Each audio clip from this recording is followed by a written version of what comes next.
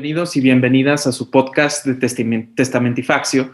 Soy Rafael Contreras, uno de sus anfitriones, y en conjunto con mis demás compañeros, Felipe López, Diana Martínez y Jesús Figueroa, hablaremos de la relación que tienen los derechos humanos con el testamento, cómo se han permeado los derechos humanos en la institución del testamento y las demás figuras de derecho familiar. Para realizar eso tenemos una invitada muy especial, la maestra Blanca Ivonne Ábalos Gómez, quien es licenciada y maestra en Derecho por la Facultad de Derecho de la UNAM. Cuenta con una amplia experiencia laboral en la impartición de justicia, pues se ha desempeñado como secretaria de acuerdos del Juzgado 57º de lo Civil del Distrito Federal, jueza 23º familiar de la Ciudad de México y actualmente es jueza segundo de tutela de derechos humanos de la Ciudad de México, una institución que ha sido reconocida como una institución vanguardista por parte de la Constitución de la Ciudad de México para asegurar el derecho de acceso a la justicia y la tutela judicial efectiva de los capitalinos. Buenas tardes, licenciada. ¿Cómo se encuentra el día de hoy?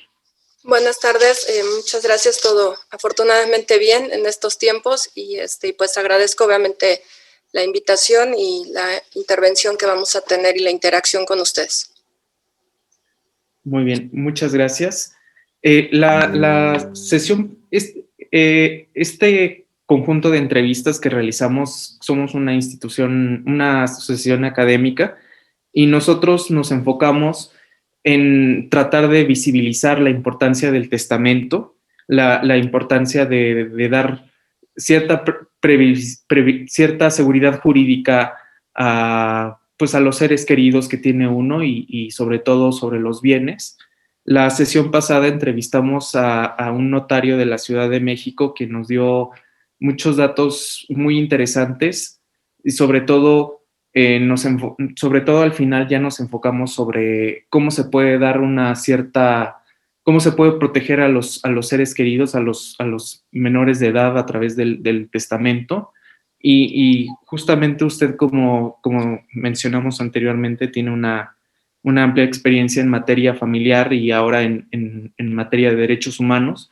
¿Cómo podría usted explicarle a nuestra audiencia cómo se correlaciona o cómo algunos, por ejemplo, el maestro Domínguez Martínez explicaba la constitucionalización del derecho familiar? ¿Cómo vería usted esto en la institución del testamento?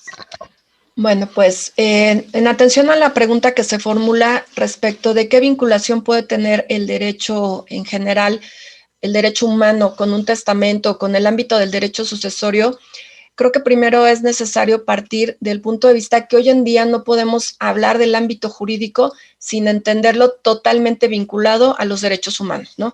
Hoy en día no hay ningún área de nuestra vida que no se encuentre regulada por el derecho que no tenga esta relación de forma directa.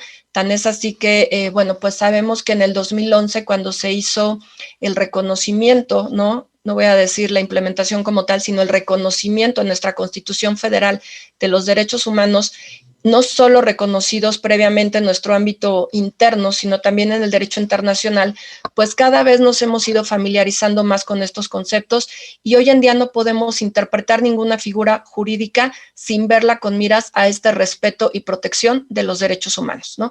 Y como consecuencia de ello, pues está muy vinculado con el tema del testamento, de lo que puede ser el derecho sucesorio, uno de los atributos de la personalidad, ¿no? Algo que es inherente a la persona, obviamente sabemos que tenemos distintos atributos de la persona, ¿no? Y entre ellos tenemos el relativo al patrimonio.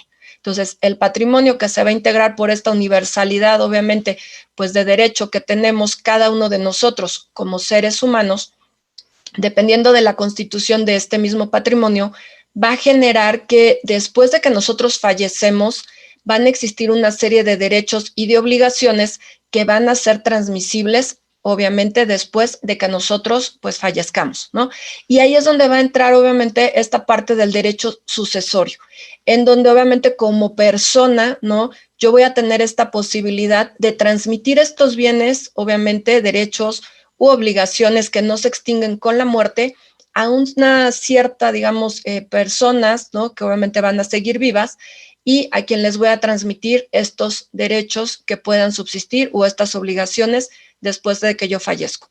Entonces, Si me preguntan en este primer momento cuál sería esta vinculación directa, pues es simplemente el ejercicio de uno de los atributos de la personalidad, como lo es el patrimonio, ¿no?, de la persona, que están reconocidos obviamente en cualquier ámbito de derecho humano, que tengo yo esta posibilidad a través del testamento de decidir a las personas en concreto a las cuales yo quiero que se transmita este patrimonio, ¿no? Y en caso de que yo no haga esta elección, bueno, pues la ley establecerá ciertos supuestos, ¿no?, para que se haga de forma, digamos, en lo que conocemos en la sucesión legítima, esta transmisión, ¿no? Pero en primer momento yo diría que es, pues, prácticamente el reconocimiento del ejercicio de determinar qué quiero que pase con esta parte de mi patrimonio que es susceptible de transmitirse después de la muerte, y que el patrimonio evidentemente es uno de los atributos que son inherentes a la persona y obviamente parte en algunos de los casos,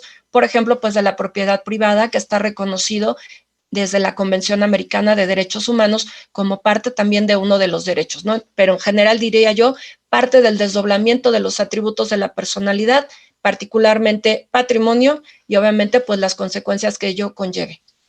Muy bien, muchas gracias. Como comentábamos en la sesión anterior con el licenciado Fernández Uría, la revista Forbes realizó un estudio social y jurídico de nuestro país sobre la cultura del testamento. Varios investigadores de la revista se trataron de preguntar cuál es el nivel de cultura del testamento, de previsibilidad jurídica en nuestro país, y resultó un estudio en el 2016 que 1 de cada 5 mexicanos tenía un testamento. Usted evidentemente conoce de primera mano la saturación de los tribunales familiares en temas de sucesiones intestamentarias y sobre todo cuestiones relativas a los menores, cuando no se da la tutela testamentaria. Usted, yo creo que para muchos de nosotros ya es muy obvio el beneficio que trae tener un testamento. Si usted podría abundar en esto, sobre todo en los bienes y en el resguardo de los menores. Ok, bueno, pues como comentaba, creo que es primero que nada este derecho, ¿no?, que tiene una persona de forma prioritaria de determinar a quién es la persona en particular que le gustaría obviamente que se le transmitieran estos pues bienes en general, ¿no?, y estas obligaciones que en su caso, como comentábamos, no se extinguieran con la muerte, ¿no? Creo que este es como el factor primordial. Creo que desafortunadamente en México, y creo que también obviamente en otros países, pero preponderantemente en México, siempre tenemos como que este tema al hablar de la muerte, ¿no? Este año creo que más que nada nos ha evidenciado como la muerte es lo único cierto que tenemos en esta vida, ¿no? Y hoy en día debemos de aprovechar cada día, ¿no? Entonces, a veces culturalmente creo que nos cuesta trabajo hablar de este tema, ¿no? Yo no le vería nada de malo, al contrario, es de repente sentarnos en una mesa, primero en una reflexión personal y pensar, ¿qué quiero que pase con mis bienes, no? En el caso de que tengamos hijos menores de edad, pues sí, como comentaban, pensar, obviamente sabemos que hay figuras legales, ¿no?, para obviamente pues atender el cuidado, vamos a suponer que nadie espera estas situaciones, ¿no? Pues un papá y una mamá, ¿no?, integrando en una familia. En estos casos particulares, bueno, si fallece, por ejemplo, la mamá, pues va a quedar obviamente el otro progenitor o progenitora en su caso, que obviamente va a ejercer pues la patria potestad y consecuentemente de ello, pues continuará bajo los cuidados pues de estos menores de edad, ¿no? Entonces, hay ocasiones en las que la ley nos da estas figuras para el resguardo, ¿no? Evidentemente, también tenemos casos donde desafortunadamente fallecen incluso simultáneamente ambos progenitores. La propia ley también nos marca, obviamente, un procedimiento donde, pues, en este caso, la patria potestad por ley le correspondería a los abuelos, ¿no? Entonces, digamos que en este primer momento podemos tener estos mecanismos que están cubiertos siempre, obviamente, por la propia ley. Entonces, en el caso de menores, tal vez la inquietud inmediata no sea tanto en este sentido, porque la ley, insisto, nos da estos mecanismos y regularmente, bueno, pues tenemos que atender a los mismos siempre en el caso de papá y mamá, mientras existan los encargados o quien ejerce directamente patria potestad, bueno, vamos a tener esta prioridad para que ellos se mantengan en el cumplimiento o en el ejercicio de esta figura. Obviamente, salvo que tengamos que hacer pues estos procedimientos donde hacen las pérdidas, ¿no? Obviamente por actualizarse alguna de las causales que también la ley establece. Entonces yo me enfocaría más a la parte, pues evidentemente de los bienes, no en la parte patrimonial. Y en la parte patrimonial, pues yo también insisto, diría, primero hay que un poco ir incorporando esta cultura, ¿no? Del testamento y de que hacer un testamento no es sinónimo de que me vaya a morir o de que me quiera morir, ¿no? Usaban una palabra muy buena y de verdad que es importante tenerla consciente, ¿no? O sea, es esta previsibilidad, ¿qué pasaría si, ¿no? Yo no estoy diciendo que si ahorita yo les digo a todos, vamos a hacer nuestro testamento, creo que a ninguno de nosotros queremos, no el día de mañana, pasado, ni en un tiempo cierto, fallecer, ¿no? Queremos seguir disfrutando de esta vida. Pero es muy diferente a que yo ya estoy como visualizando las probabilidades de lo que pudiera pasar con los distintos bienes de los que obviamente yo haya adquirido hasta este momento en vida.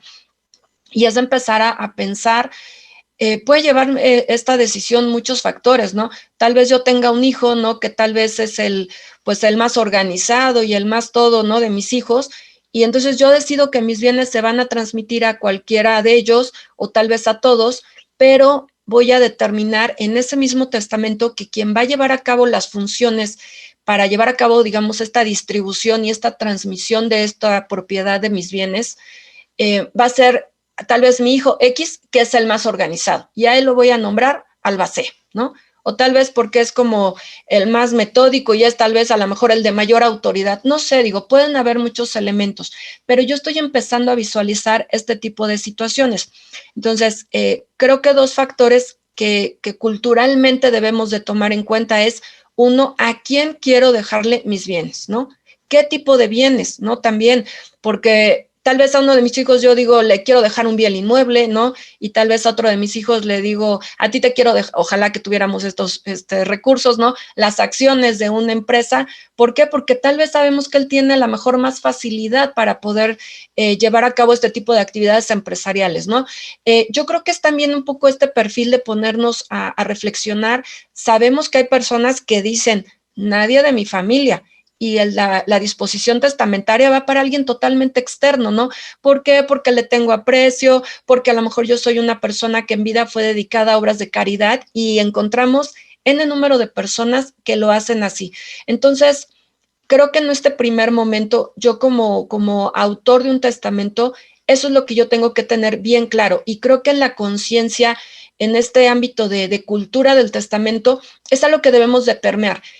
Hacer un testamento no es decir, me quiero morir o me voy a morir, ¿no? Simplemente es empezar a visualizar esto que podría pasar en caso de que yo no estuviera hoy, mañana o pasado. Insisto, creo que este año nos ha dejado como un poco mucho esta reflexión de saber y de entender que la vida es efímera, ¿no? Y que tal vez muchos de nosotros podemos creer que nos quedan muchos años, pero no sabemos, ¿no? O sea, en cualquier momento, hoy tenemos una enfermedad que nos lo ha puesto de manifiesto, pero la verdad es que cuántas personas fallecen por un accidente, por una muerte natural, una enfermedad que no sabíamos que teníamos, ¿no? Tantos imprevistos.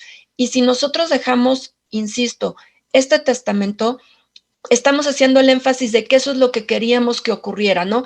Ahora, en un contexto ya también de lo que podemos dejar para las personas que pudieran tener alguna vinculación con este patrimonio que pretendemos obviamente transmitir, es también creo que culturizar, no sé si sea una palabra adecuada, ¿no? Pero tratar de generar esta convicción de respeten mi voluntad, porque también es una realidad triste que ve uno en tribunales, que una persona deja X testamento y de repente vemos a personas que están impugnando por nulidad, por incapacidad a ciertas personas y están cuestionando la voluntad del autor de la sucesión simplemente porque no los reconocieron como herederos o legatarios en este testamento. Y a mí me ha tocado de repente, pues ya en este cúmulo que llevo en materia familiar, tanto en sala como en juzgado, de prácticamente 12 años, ver casos donde incluso se cuestiona la capacidad de la persona, ¿no? Y después de todo un procedimiento, pues resulta que el testamento era plenamente válido. Entonces, en esta parte yo digo, ¿por qué no respetamos la memoria de las personas también?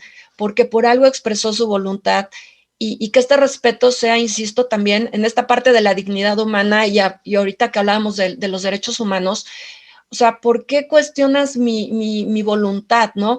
¿Y por qué mi dignidad humana? Porque ha habido casos donde incluso se hacen exhumaciones de cuerpos para tratar de hacer análisis, en la medida obviamente de lo que lo permita el estado de este cuerpo, de ver si realmente estaba en sus capacidades al momento que elaboró este testamento, ¿no? Entonces, creo que también tiene que haber esta parte de respeto recíproco, uno, primero, que la persona que está emitiendo su testamento esté consciente de lo que quiere hacer, que ponga a visualizarse estas consecuencias que pudiera haber, pero también del otro lado, las personas que tenemos un vínculo familiar y por la razón que sea, que no estamos siendo reconocidas como herederos o legatarios, más bien diría yo, designadas, que respetemos la voluntad del autor de esta sucesión. Él sabrá por qué decide dejarle sus bienes a B o a C en lugar de dejármelos en particular a X o Y familiar, ¿no? Entonces, creo que es muy importante trabajar de ambos lados esta cultura, porque a veces nos enfocamos nada más en la cultura de haz el testamento, ¿no? Pero también creo que yo me enfocaré un poco en esta cultura de respetemos la voluntad contenida en ese testamento, ¿no? Respetemos la dignidad de la persona fallecida contenida en ese testamento, ¿no? Usted, bueno, toca un punto que me parece muy importante, que es el aspecto cultural en torno al conocimiento, al respeto de la institución del testamento. Y me parece que si por un lado, pues elaborar un testamento le permite a una persona tratar de prevenir muchos problemas a futuro, pues trata de establecer lo que quiere que suceda con su patrimonio o con sus obligaciones cuando la persona fallezca. También por un lado vemos que por cuestiones quizá culturales no se da el respeto a esta institución, que es un tema que usted toca. Usted primero, ¿por qué cree que existen estos espacios o estas causas culturales que evitan que se forme un respeto o un interés por la institución del testamento? Y en un segundo punto, ¿qué consideraría usted que sería necesario para tratar de resolver este conflicto? Pues en un primer momento creo que como familia tenemos mucho que ver, ¿no? Creo que va involucrado con los valores de familia. Porque voy a poner ejemplos que desafortunadamente en la vida cotidiana ocurren, ¿no? Si yo durante toda mi vida, vamos a suponer que yo tuviera hijos, ¿no? Y a alguno de mis hijos yo les digo, en este terreno, hijo, construye en la parte de atrás, ¿no? Tu casa. Porque cuando yo me muera, te voy a dejar esta parte del terreno, ¿no? O te voy a dejar parte de este inmueble. Culturalmente yo le estoy introyectando o a nivel, hasta si ustedes lo quieren, relación familiar, como ustedes quieran, yo le voy introyectando el hecho de que va a ser propietario de esta parte, ¿no? Y tal vez este hijo, ¿no? Nosotros legalmente sabemos que si tú construyes en un bien ajeno, ¿no? En un bien inmueble ajeno, pues tienes ciertas consecuencias, no estás generando algo para ti realmente, y obviamente este beneficio sería para la construcción. Pero nosotros estamos inmersos en el ámbito jurídico. La persona que no lo está inmerso en el ámbito jurídico, ¿qué puede llegar a pensar? Yo construí mi casita ahí, ¿no? Porque eso es lo que ocurre en la realidad. Entonces, esta persona, si pasado el tiempo, todo el tiempo estuvo con esta introyección de decir, estoy construyendo mi casa, ¿no?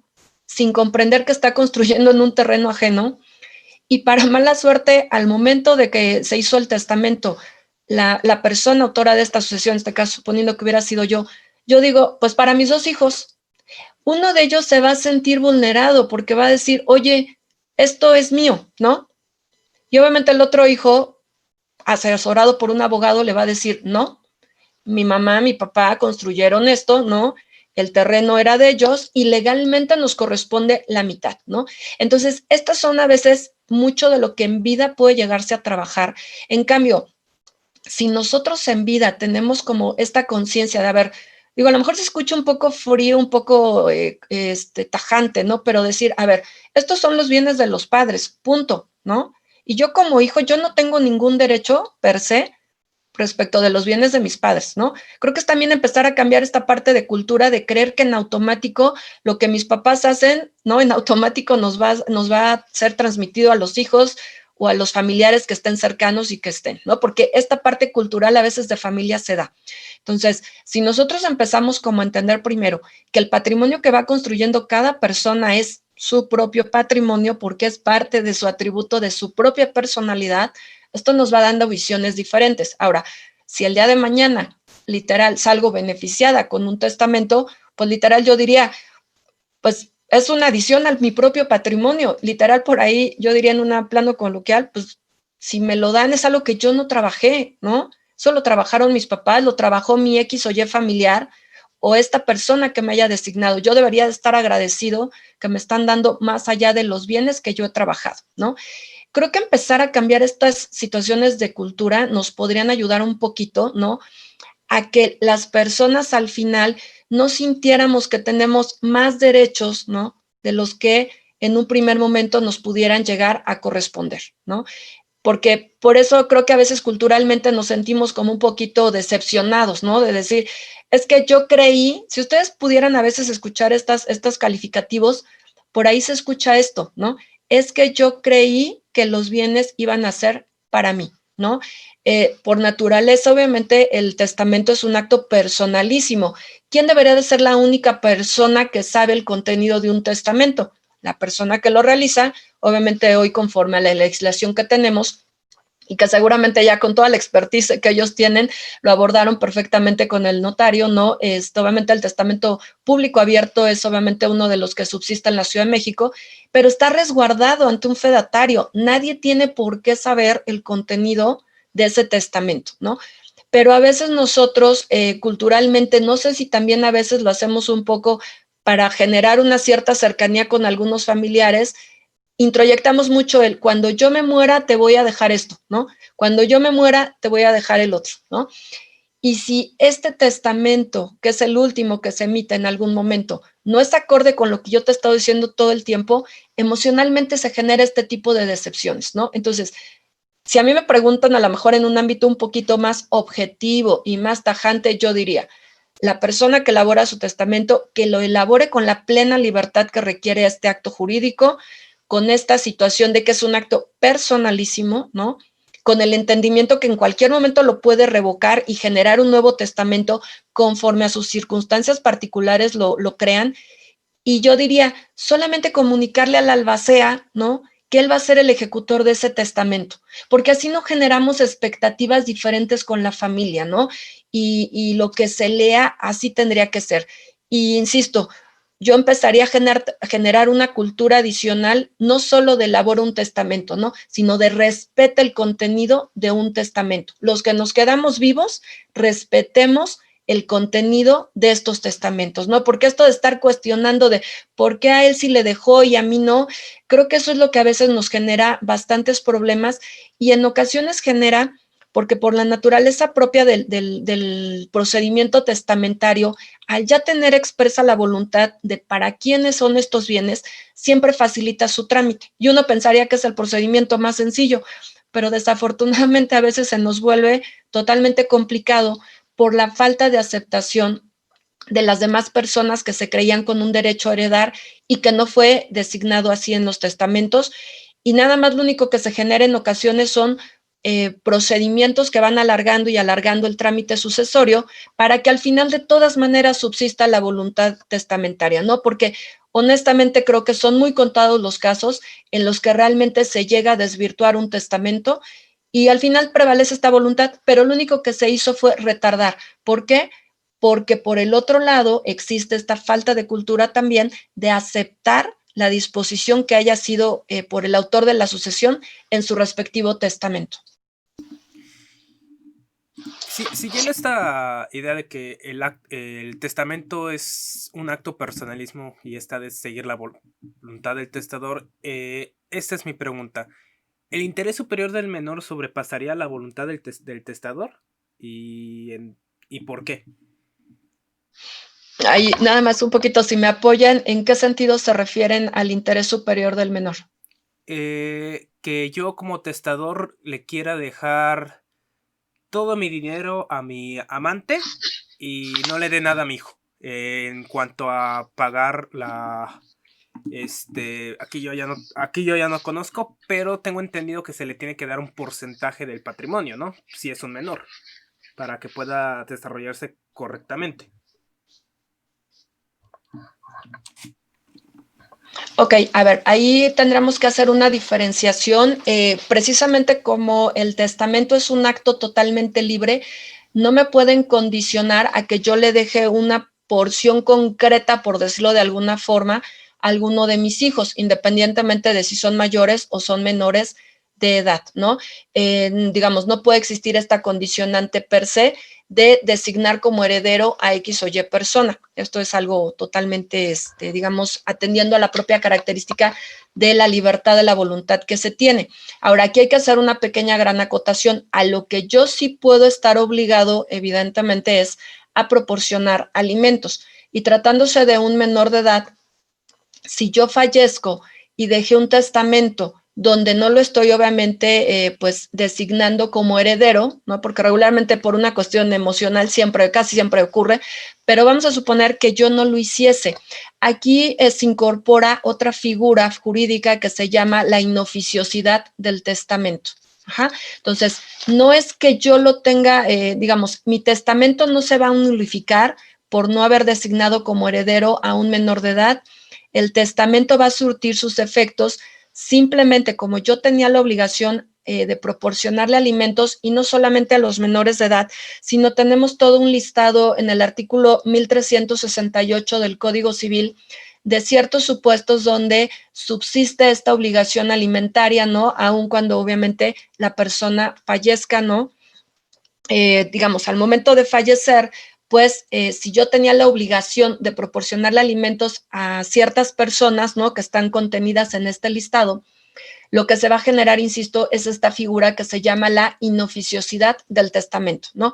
Y evidentemente la persona que está ejerciendo patria potestad o que obviamente se encuentra en alguno de los supuestos que conforme a la ley, pues pudieran generar el ejercicio de la acción correspondiente, van a facilitar la tramitación de este procedimiento, en donde lo que se va a tener que determinar es que se establezca dentro de las cargas, ¿no? Que se van a generar a la masa hereditaria, el pago de una cantidad, ¿no?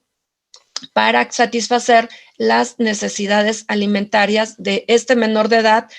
Conforme a la legislación que tenemos ahorita, habría una diferenciación porque sabemos que tratándose de hijos, si estamos hablando de una persona viva, no solo la obligación subsiste hasta que cumplamos 18 años, ¿no? Obviamente subsiste hasta que tengamos, obviamente, pues la satisfacción de haberle entregado, obviamente, a una profesión o que esta persona se encuentre estudiando un grado acorde a su edad.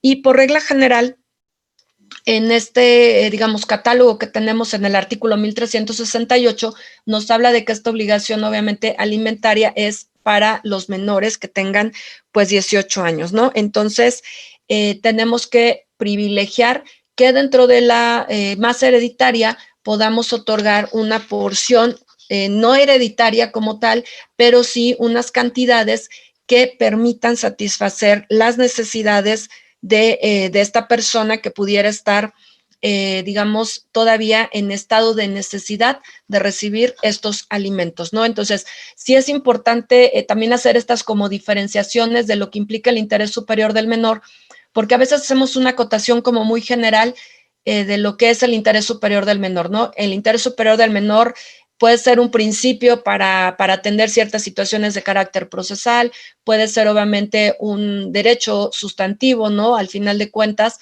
para privilegiar siempre lo que beneficie más a un niño, una niña, un adolescente, pero por eso siempre tenemos como que enmarcarlo en un contexto de hechos, ¿no? Para determinar a qué nos referimos en particular.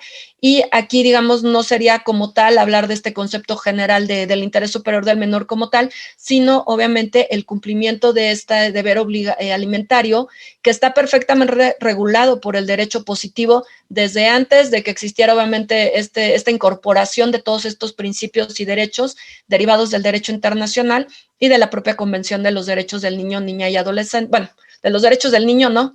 que sabemos que se traduce a protección de derechos de niñas, niños y adolescentes, pero evidentemente cualquier interpretación que nosotros hagamos para resolver un asunto que verse sobre de estas cuestiones, por supuesto que va a tener que privilegiar siempre este interés superior y resolver de la forma que sea más benéfica para estos niños, niñas y adolescentes que puedan estar involucrados en este tipo de controversias. Muchas gracias. Tenemos otra duda sobre la interpretación del testamento. Tenemos entendido que es un principio general desde el derecho romano que la interpretación del testamento se da de conformidad con los preceptos legales.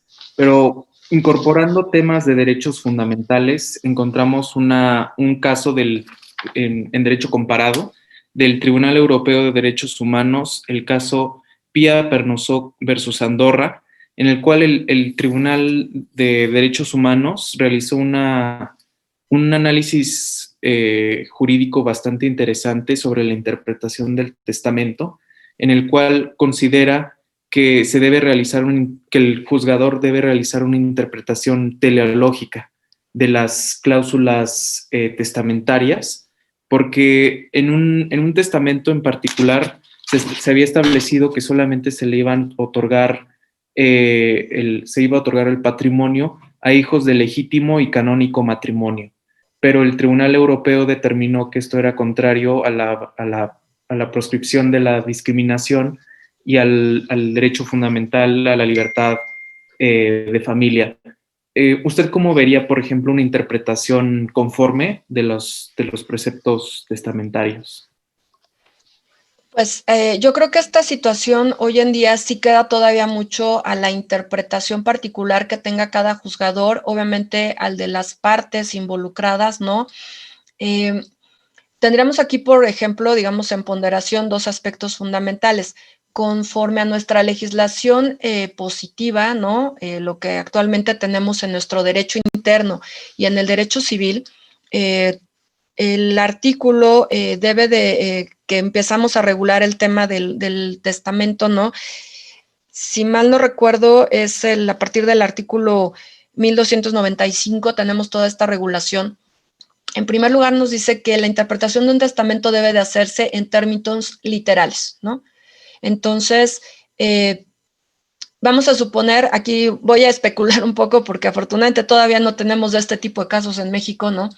Porque el día que nos toquen, evidentemente tendremos que analizar de forma diferente, pero vamos a suponer que no hicieron esta distinción, como decíamos, a ver, los hijos de legítimo y canónico matrimonio. ¿A qué nos estamos refiriendo? En efecto, sí, aquí sí podemos entrar en estas categorías sospechosas, ¿no? Porque al final de cuentas estamos reconociendo o estamos dando aparentemente un grado de discriminación, ¿no? Aquí quiero entender que había hijos que no eran parte del matrimonio, no que existían hijos fuera de matrimonio. Sabemos que en México todavía tenemos reminiscencias en algunos artículos del Código Civil, todavía como que se hace este énfasis de hijos del matrimonio e hijos fuera del matrimonio. Pero ya en la interpretación que nosotros hacemos en cualquier ámbito judicial, lo cierto es que no hacemos estas distinciones, ¿no? Para nosotros, en cualquier ámbito, digamos, tradicional, como puede ser reconocimiento de derechos alimentarios, es con una igualdad absoluta, ¿no? Son hijos simplemente. No hacemos distinciones fuera y dentro de, ¿no? Son solo hijos. Entonces, ¿qué es lo que me va a dar el derecho? El ser hijo de. Ahora, aquí yo diría, creo que hay que hacer como una valoración, porque en este mismo supuesto que yo les comentaba al inicio, ¿hasta dónde respetamos la voluntad del autor de la sucesión? Entiendo perfecto esta parte de hacer la distinción, insisto, de que la forma en la que fue redactado este testamento tal vez pudiera entenderse, y así lo interpretó este tribunal, de que se está haciendo una distinción y dando una especie de preferencia, ¿no?, a la que considerábamos en algunos tiempos, ¿no?, como la familia ideal, ¿no? Este modelo de familia ideal que anteriormente se reconocía que era aquella que derivaba del matrimonio, que hoy en día en un ámbito, en un estándar de derecho humano internacional, tenemos perfectamente claro que no existe una familia ideal, no hay un modelo único, y el derecho internacional reconoce y protege a todos los tipos de familia, ¿no? Entonces, no podemos tener estas distinciones tajantes. Ahora aquí, habría que ver precisamente esta parte de determinar y decidir si esta interpretación es adecuada a la voluntad del testador, porque yo les diría, a ver, vamos a cambiarle un poquito los nombres. Vamos a suponer que los hijos de este matrimonio eran Pedro, ¿no? Pablo y Luis. Y los hijos que no eran parte de este matrimonio eran, no sé, Verónica y Luisa, ¿no? Si yo expresamente, sin hacer este calificativo que lo voy a dejar para los hijos del matrimonio, simplemente los identifico con el nombre, creo que nadie lo cuestionaría, ¿no? ¿Por qué? Porque yo estoy haciendo una designación directa de las personas, ¿no? Aquí tal vez el tema fue la forma en la que lo redactó el testador, pero entonces creo que también hay que a veces como aprender un poco en estas ponderaciones a ver cuál es la finalidad real, ¿no? Porque creo que si no pudiéramos atentar con esta libertad. Yo les decía al principio, ¿no? Esta libertad debe de ser absoluta, o sea, cada una persona decide por qué sí o por qué no. Entonces, ¿por qué también a veces queremos sujetar estas voluntades, ¿no? Habría que ver aquí, por ejemplo, insisto, este tema de cuál fue realmente esta intención. También en nuestro sistema jurídico se dice que se debe de interpretar el testamento atendiendo a la intención del autor de la sucesión, ¿no? Entonces, insisto, aquí probablemente pues el tribunal que analizó lo vio desde una óptica que consideró que era discriminatoria de las familiares que obviamente no formaban parte de este matrimonio y obviamente lo consideró en este sentido suficiente para dejar sin efectos el contenido pues de esta disposición testamentaria, ¿no? Yo en lo personal creo que no podemos emitir pues una generalización tan amplia, ¿no? Por ahí precisamente en estas dinámicas también por ahí leía un criterio que era de ámbito interamericano, que también va vinculado con esta dinámica, ¿no? Decían que qué tanto se puede impugnar, ¿no? O determinar la nulidad de un testamento en el caso, aquí les voy a poner la distinción desde otra óptica, pero también puede vincularse con derechos humanos, ¿no? Yo tengo un hijo y tengo una hija, ¿no? Y sabemos que culturalmente y obviamente en este ámbito patrimonial, ¿no? Y tradicional patriarcal, ¿qué decíamos? El patrimonio, no los bienes, se los dejamos a los hombres, ¿no? Y a las mujeres, ¿no? Había ocasiones, había papás, familias que consideraban que no era adecuado, ¿no? Hacer la transmisión del patrimonio a la mujer, porque iba a salir obviamente por el tema de cuando ella se casara, ¿no? Se iba a hacer esta incorporación y esto es un ámbito patriarcal, lo sabemos. No estoy de acuerdo, pero existe, ¿no? Y que decían, obviamente el patrimonio de ella se va a incorporar al patrimonio de su matrimonio y evidentemente quien va a tomar las decisiones preponderantemente es el hombre. Entonces, bajo esta óptica, la persona que podía emitir un testamento o realizar este testamento podría decidir dejárselo al hijo hombre, excluyendo de este testamento a la hija mujer. Y entonces por ahí leía yo un artículo que hablaba de esto y decía, ¿qué tanto puede incorporarse como una categoría sospechosa, ¿no? Porque hay una discriminación por razón de género, por la cual no le dejó bienes a la hija y le dejó todos los bienes al hijo hombre. Entonces, insisto, creo que son casos que sí se vuelven obviamente para la reflexión, me queda muy claro que sí, pero digo, a ver, ¿hasta dónde estaríamos coartando la libertad del testador? No creo que ahí ya podríamos incluso incidir en estos ámbitos personales, es tanto como decir, yo como soy primogénita, me deben de dejar bienes, ¿no? Y si se los dejan a los hijos menores porque creen que ellos son los que a lo mejor más lo necesitan, entonces ya me están discriminando, ¿no? Entonces, creo que también tenemos que encontrar, insisto, estos justos equilibrios, ¿no? Aquí yo creo que este ámbito es 1000% patrimonial. Creo que en esta reflexión yo diría, ¿realmente existe una disposición el día de hoy que me obligue a dejarle ciertos bienes a alguno de las personas con las cuales yo estoy cercana? Creo que no. Entonces, creo que aquí, insisto, respeto yo muchísimo los criterios que se puedan tener desde otro ámbito, sobre todo a quien en su momento tuvo ciertas actuaciones, porque creo que solamente quien tiene a la vista las actuaciones completas sabe por qué resolvió en ese sentido, ¿no? Los demás podemos hacer especulaciones, pero desde mi óptica creo que sí tenemos que tener mucho cuidado, porque entonces, vamos a suponer, yo les diría, en estos casos que yo comentaba de hay personas que deciden no dejarle nada a la familia inmediata, y si yo ya no estoy ni siquiera en los supuestos de tener que proporcionar alimentos, ni siquiera operaría la situación de inoficiosidad del testamento. Entonces, en teoría, yo puedo dejarle mis bienes a quien yo quiera. Y entonces, si yo decido dejárselos, vamos a suponer, el día de hoy digo, me cayeron súper bien y les voy a dejar todos mis bienes a ustedes. Puede venir mi familia y decir, es que me estás discriminando porque yo soy tu familiar y ellos no tienen ninguna relación de parentesco. O sea, creo que es por eso, insisto, un poquito este análisis, ¿no? No necesariamente todo acto va a ser discriminatorio, ¿no? Tal vez al momento de elaborarlo, nosotros no sabemos, es que este es como el punto muy importante. Nosotros no sabemos realmente qué estaba en la mente del testador para decidir dejárselo a B o a C. Hasta dónde los que estamos externos en un momento posterior tenemos la capacidad de decir, no lo hizo porque nos discriminó.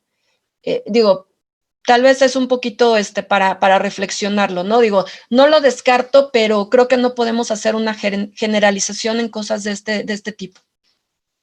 Muchas gracias. Y ya para ir terminando, le queríamos pedir como una conclusión personal sobre la importancia del testamento. Claro que sí. Como les decía, para mí la importancia del testamento creo que es trascendente en algunos puntos particulares que ya he acotado. Primero, porque es la posibilidad auténtica y real del testador de decidir hacia quién se van a hacer las transmisiones de los bienes que obviamente él haya adquirido durante su vida, de estos derechos, ¿no? E incluso de la forma de satisfacer obligaciones que hayan quedado pendientes cuando él fallece, ¿no? Entender que literal, o sea, no es un regalo de la vida el ser designado heredero o legatario, ¿no? Porque en ocasiones puede haber deudas, no puede haber obligaciones que tienen que hacerlo. Más bien es esta concepción de que es darle esta continuidad a ciertos, insisto, derechos o obligaciones que son transmisibles después de la muerte. Que si hay esta convicción real, obviamente también por parte de las personas que pueden ser cercanas a mí, de las personas a las que yo puedo asignar como herederos y legatarios, y en su caso a quien va a tener el carácter de albacea, que realmente se va a cumplir con esta voluntad, ¿no? Y entonces realmente sería un ámbito prioritario para transmitir. Segundo, que esto va a dar las pautas para la forma en la que se va a llevar a cabo el procedimiento, ¿no? Para hacer este trámite, el cual podrá ser ante notario, dependiendo de los supuestos, ¿no? Que no estemos preponderantemente tratando de menores de edad y que no haya conflicto, ¿no? Que esto también es bien importante. O en su caso, pues obviamente podrá o deberá tramitarse ante un juzgado, ¿no? El hecho de tener estas disposiciones testamentarias, por regla general, agiliza muchísimo el trámite, ¿no? El que yo tenga bien claro cuáles son mis bienes que voy a transmitir también me ayuda. Dejar obviamente en orden también a nivel papeles y documentos todos estos bienes, ¿no? Porque a veces transmitimos problemas. Se escucha muy fuerte esta palabra, pero es real. Si yo dejo bienes que en vida no dejé totalmente regularizados, ¿no?